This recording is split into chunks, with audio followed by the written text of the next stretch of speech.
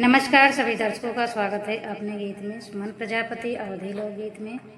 आज का गीत है भगवान शिव का भजन गीत, सावन का गीत।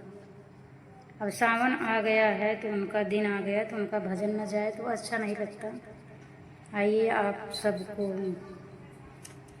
शिव भजन बहुत मन भावन है। वैसे तो मेरे ससुर जी का नाम है, लेकिन क्या करें, भगवान का नाम लेती हूँ, उनका नाम नहीं लेती हूँ, क्षमा करें हमें।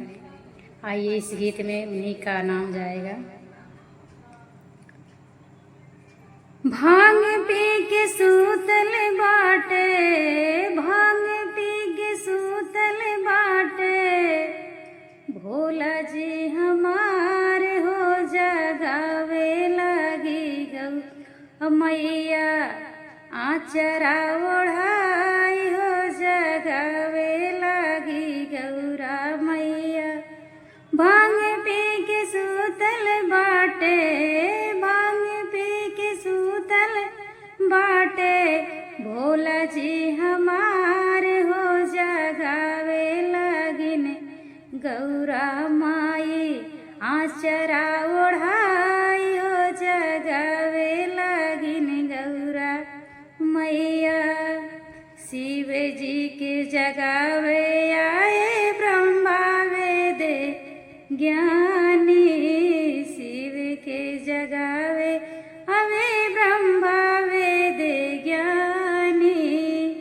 नारद जगावे लागे, नारद जगावे लागे, बीड़ा हो बजाय की जगावे लगी गौरा माई, आचरा ओढ़ाई हो जगावे लगी गौरा मैया। भांग पी के सूतल बाटे, भांग पी के सूतल बाटे, भोला जी हमार हो जगावे लगी गौरा मैया, आचरा ओढ़ाई हो जगावे लगी गौरा मैया। शिव के जगावे आवे विष्णु चक्रधार, शिव के जगावे आए, शिव के जगावे आवे विष्णु चक्रधारी। अरे लक्ष्मी जगावै लागी, लक्ष्मी जगावै लागी, चूड़ी खनकाई हो जगावे लगी गौरा मैया, आचरा ओढ़ाई हो जगावे लगी गौरा मैया। भांग पी के सूतल बाटे, भांग पी के सूतल बाटे, भोला जी हमार हो जगावे लगी गौरा मैया, आचरा ओढ़ाई हो जगावे लगी गौरा मैया।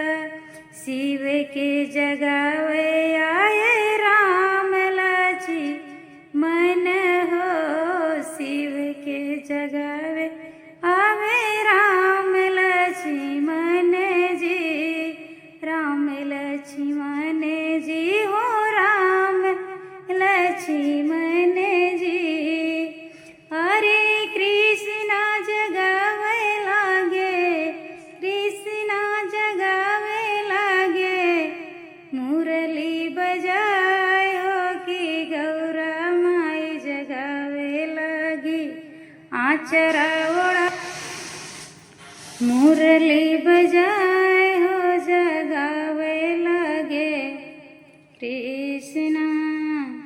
भांग पी के सूतल बाटे, भांग पी के सूतल बाटे, भोला जी हमार हो जगावे लगी गौरा मैया, आचरा ओढ़ाई हो जगावे लगी गौरा मैया।